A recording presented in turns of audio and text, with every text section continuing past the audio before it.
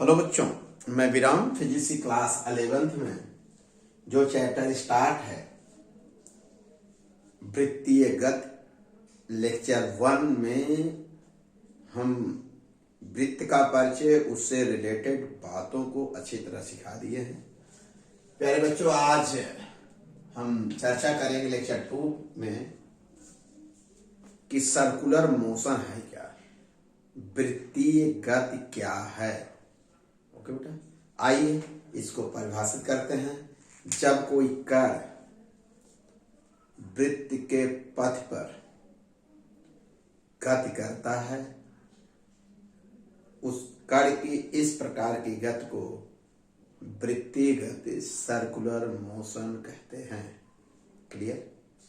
वृत्तीय गति दो प्रकार की होती है। नंबर एक समान वृत्तीय गति, नंबर 2 असमान वृत्तीय गति। एक समान वृत्तीय गति की जो इंग्लिश में कहते हैं यूनिफॉर्म सर्कुलर मोशन, असमान वृत्तीय गति को कहते हैं नॉन यूनिफॉर्म, मतलब नॉन सर्कुलर मोशन। ठीक, अब आइए बेटा, यूनिफॉर्म सर्कुलर मोशन माने एक समान वृत्तीय गति की क्या परिभाषा वो हम सिखाते हैं। जब कोई कण वृत्त की परिधि पर एक समान चाल से गति करे अथवा एक नियत वेग से या नियत चाल से गति करे तो कण की ऐसी गति को एक समान वृत्तीय गति कहते हैं। लिख लिए फिर से, जब कोई कण वृत्त की परिधि पर एक समान चाल से गति करे या चले, कण की इस प्रकार की गति को एक समान वृत्तीय गति करे। या इसी चीज को बेटा एक दूसरे तरह से लिख सकते हैं, जब कोई कण वृत्त की परिधि पर गति करे और उसकी चाल नियत रहे तो कण की यह गति एक समान वृत्तीय गति कहते हैं। समझ में आ गया? दूसरी हेडिंग होगी असमान वृत्तीय गति, नॉन सर्कुलर मोशन। असमान जो वृत्तीय गति इसकी परिभाषा है, जब कोई कण वृत्त की परिधि पर इस प्रकार गति करे उसकी चाल नियत न रहे, उसे कहते हैं असमान वृत्तीय गति। आइए बेटा हम चर्चा करेंगे कुछ पॉइंटों के बारे में, कुछ बिंदुओं पर चर्चा करेंगे जो एक समान वृत्तीय गति से रिलेटेड होगा। इसके बाद असमान वृत्तीय गति से रिलेटेड टॉपिकों पर चर्चा करूंगा। जैसा कि एक समान वृत्तीय गति की परिभाषा आपने सीख लिया, आइए इस पर छोटी छोटी बातों को बताते हैं। मान लिया साहब, एक वृत्त जिसकी त्रिज्या स्मॉल r है और इसके पथ पर, वृत्तीय पथ पर एक कोई कण है, वह एंटी क्लॉकवाइज एक समान चाल से गति कर रहा है। प्यारे बच्चों, पथ के किसी बिंदु पर खींची गई स्पर्श रेखा उस बिंदु पर उस कण की रेखीय वेग प्रदर्शित करती है। कौन वेग बेटा? Linear velocity. जैसे बेटा मान लीजिए कण यहां से गति पी बिंदु से स्टार्ट करता है, यहां पर स्पर्श रेखा खींच दिए तो ये जो स्पर्श रेखा की तीर की लंबाई होगी एक रेखा में है, इसलिए इसे बिंदु पी पर इसको रेखीय गति कहते हैं। और इसी प्रकार हर एक पॉइंट पर प्यारे बच्चों आप खींच सकते हो। तो हम सुविधा के लिए 4 स्थानों को चुने हैं, एक स्थान यहाँ, एक स्थान यहाँ, एक स्थान यहाँ। सब पर हम क्या खींचे? स्पर्श रेखा खींचे हैं।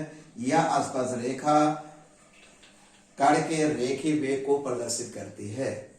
प्यारे बच्चों, जब कोई कण अच्छी तरह से सीख लीजिए, समझ लीजिए, वृत्त की परिधि पर एक समान चाल से गति करेगा तो आप देख रहे हो जो रेखीय वेग है इसकी दिशा हर एक बिंदु पर बदल रही है। इसका मतलब इस पथ के किसी बिंदु पर अगर वेग, रेखीय वेग की दिशा जानकारी करना हो तो आप कोई पूछे क्या बताएंगे? उस बिंदु पर टेंजेंट खींचेंगे और टेंजेंट जो रिप्रेजेंट करेगा कण का रेखीय वेग रिप्रेजेंट करेगा। क्लियर प्यारे बच्चों? आइए हम देखिए, पथ के हर एक पॉइंट पर आप तब कहोगे कि कण की चाल तो या वेग का परिमाण नियत रहेगा, परंतु उसकी दिशा बदलती रहेगी। चाल तो नियत रहेगा लेकिन वेग बदलता रहेगा, क्योंकि वेग सदिश राशि है, इसलिए दिशा बदलने से वेग बदल गया, रेखीय वेग बदलता रहेगा। अब आप इस चित्र में प्यारे बच्चों कैसे सीखोगे, कैसे जानोगे कि कण की चाल नियत है, वेग का परिमाण नियत है।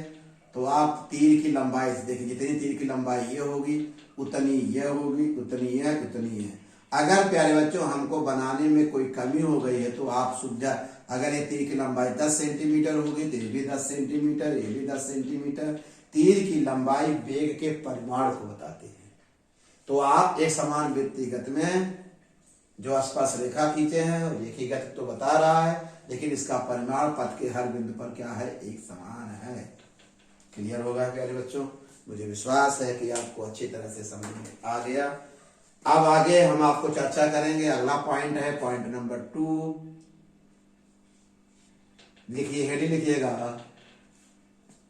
त्रिज्य सदिश, रेडियल या रेडियस वेक्टर। इसकी क्या परिभाषा है वो अब आपको हम समझाते हैं। देखिए, वृत्त के केंद्र से, इसकी परिभाषा, वृत्त के केंद्र से, क्लियर, किसी क्षण वृत्त के केंद्र से किसी क्षण कण के स्थित को क्या कहते हैं, स्थित वेक्टर कहते हैं। क्या बोले?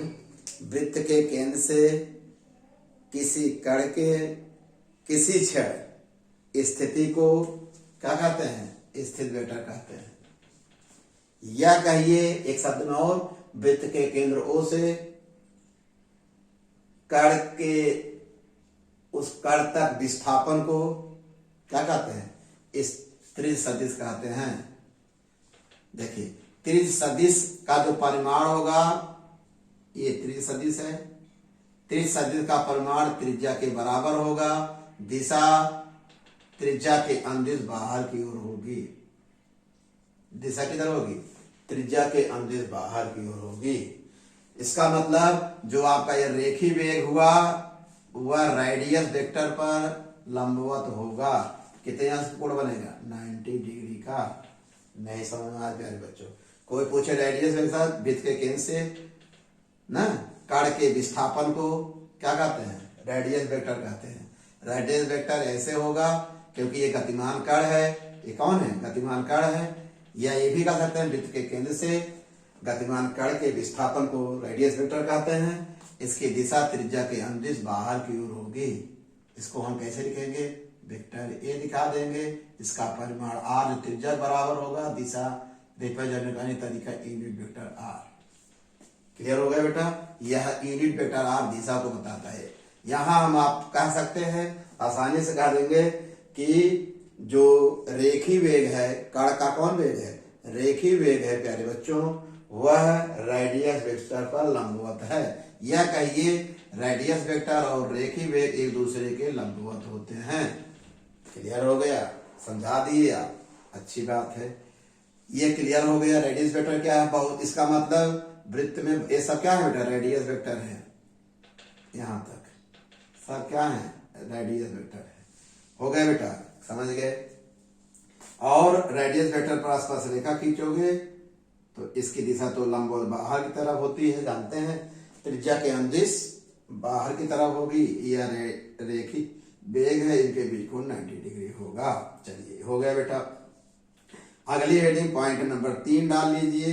अब हेडिंग डालिएगा, बहुत सुंदर हेडिंग हम बताने चल रहे हैं, कोणीय विस्थापन, एंगुलर डिस्प्लेसमेंट। कोणीय विस्थापन क्या है, जल्दी से इसको हम बता दें, इसकी परिभाषा बता दें तो आपको समझ में आ जाएगा। सबसे पहले ये फिगर बना लीजिए, समझ में आ गया, फिगर बना लीजिए। हो किसी क्षण जब कोई कण वृत्त की परिपथ करता है, कण का रेडियस वेक्टर, किसी क्षण कण का रेडियस वेक्टर अपनी प्रारंभिक स्थिति से जितना कोण घूम जाता है, सही। एक समान वृत्तिगत करता हुआ कण का रेडियस वेक्टर, या ऐसे का जब कोई कण एक वृत्त की परिधि पर एक समान चाल से गति करता है तो किसी कण का रेडियस वेक्टर अपनी प्रारंभिक स्थिति से जितना कोण घूम जाता है, क्या बाबू, जितना कोण घूम जाता है उस कोण को कोणीय विस्थापन कहते हैं। मान लिया एक कण है जिसका प्रारंभिक रेडियस वेक्टर, कण का प्रारंभिक रेडियस वेक्टर OA है। कुछ समय बाद कण का अंतिम रेडियस वेक्टर क्या हो जाता है, B हो जाता है। तो कितना कोण, ये मान लीजिए ये कह सकते हैं डेल्टा टी समय अंतराल में, कितने समय अंतराल में, डेल्टा टी समय अंतराल में कण का जो प्रारंभिक रेडियस वेक्टर है वो कितना कोण घूम गया, डेल्टा थीटा कोण घूम गया। तब कोणीय विस्थापन डेल्टा थीटा बराबर 4 बटे त्रिज्या यह क्या है, डेल्टा टी समय अंतराल में यह क्या है, वृत्त की परिधि पर चली गई दूरी, यह होगा डेल्टा एस बटा कोण बराबर 4 बटे त्रिज्या से। यह किसका फार्मूला निकल आया, कोणीय विस्थापन का। यह डेल्टा टी समय अंतराल अगर बहुत छोटा होगा, आप सोचिए जरा, अगर डेल्टा टी समय अंतराल बहुत छोटा होगा, यह चाप क्या होगा, जो ये कर्व है सीधा हो जाएगा, यह रेखीय विस्थापन हो जाएगा। देखो ध्यान से, अगर यह अनंत सूक्ष्म होगा तो इसके भाग का भाग कैसा होगा, इसके बीच का भाग कैसा हो जाएगा, सीधा। अगर यह हम कह दें यह जो कोणीय विस्थापन अनंत सूक्ष्म हो, तब ये जो आपको ये टेढ़ा भाग दिख रहा है, ये कर्व दिख रहा है, वो सीधा हो जाएगा, या रेखीय विस्थापन हो जाएगा, या रेखीय विस्थापन सदिश हो जाएगा। इसका मतलब कोणीय विस्थापन सदिश है। अनंत सूक्ष्म कोण के लिए यदि कोणीय विस्थापन, मानिए यदि कोण बहुत छोटा है, यदि रेखीय विस्थापन बहुत छोटा हो, अनंत सूक्ष्म होगा, तो कोणीय विस्थापन एक सदिश राशि होगी। क्लियर हो गया। आपका रेडियस वेक्टर अगर मान लीजिए इसकी प्रारंभिक स्थिति, तो पूरा एक चक्कर में रेडियस वेक्टर कितना कोणीय विस्थापन बनाएगा, 360 अंश, अर्थात 2 पाई। क्लियर हो गया। कोणीय विस्थापन का कोई मात्रक नहीं होगा, क्योंकि SI मात्रक नहीं, लेकिन ये पूरक है। इसका मात्रक जो होगा, ये पूरक राशि है, पता है आपको। इसका जो मात्रक होगा रेडियन होगा। क्या होगा बेटा, कोणीय विस्थापन का जो मात्रक निकल गया, क्या निकल गया, रेडियन निकला। यह बेटा एक सदिश राशि है। कब, यदि रेखीय विस्थापन बहुत अनंत सूक्ष्म होगा तब। ओके प्यारे बच्चों, मुझे विश्वास है आज हम एक समान वृत्तिगत के बारे में बताए, उससे जुड़ी हुई बात रेडियस वेक्टर और कोणीय विस्थापन के बारे में प्रकाश डाले हैं। कोई पूछा कोणीय विस्थापन क्या है, तो कह दीजिए वृत्तिगत करते हुए कण का रेडियस वेक्टर त्रिज्या सदिश अपने प्रारंभिक से जितना कोण घूम जाता है उसे कोणीय विस्थापन कहते हैं। यदि रेखीय विस्थापन, वृत्त के रेखीय विस्थापन अनंत सूक्ष्म, तो कोणीय विस्थापन एक सदिश राशि होगी। बड़ा अगर कोण होगा तो सदिश राशि नहीं होगी, क्योंकि अनंत सूक्ष्म होने पर रेखीय विस्थापन ये वेक्टर के नियमों का क्या करता है, पालन करता है। मुझे विश्वास है प्यारे बच्चों, ये टॉपिक आपको अच्छी तरह से समझ में आ गया। आप एक चीज भी पूछ सकता है, कंपटीशन की दुनिया में पूछा जाता है कि रेडियस वेक्टर और ये क्या स्पर्श रेखा माने इसको क्या बोलते हैं, रेखीय वेग के बीच कितना कोण होता है वृत्तिगत में, तो आप आज की बात बता दें कितने होता है, 90 डिग्री होता है। आप ये बता सकते, कोई कण वृत्त की परिधि पर एक समान चाल से गति करता है, तो आप कहोगे उसका परिमाण तो सदैव नियत रहेगा, दिशा बदलती रहती है। अतः वृत्तिगत करते हुए कण का रेखीय वेग बदलता रहता है, जबकि उसका परिमाण नियत रहता है। रेखीय वेग बदलता रहता है, जबकि वेग का परिमाण सदैव नियत रहता है। मुझे विश्वास है ये 3 टॉपिक जो हम आपको सिखाए हैं, इसका नोट्स बना लीजिएगा और बहुत ही सरल भाषा में सिखाए हैं। ओके बेटा, धन्यवाद।